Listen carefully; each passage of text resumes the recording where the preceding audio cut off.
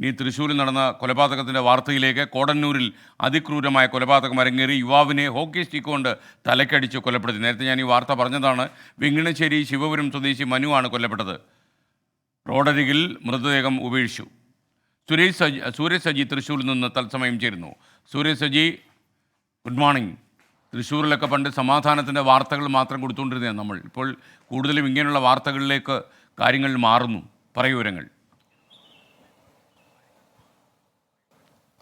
എസ്കെൻ, തീർച്ചയായും ഈ തുടർക്കഥയാകുകയാണ് ഈ കൊലപാതകങ്ങൾ എന്നുള്ളത്.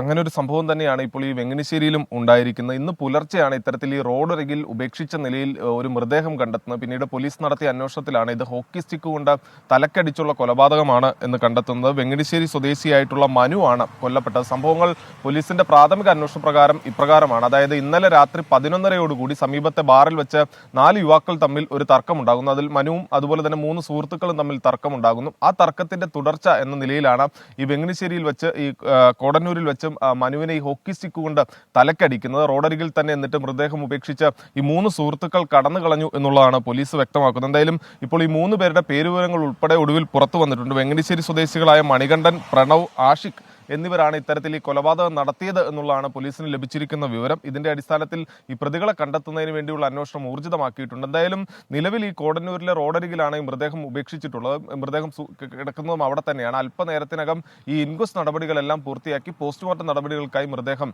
ഇവിടെ നിന്ന് മാറ്റും. S K. Okay, thank you. Sooraj സജിയാണ് വിവരങ്ങൾ നൽകിയത്.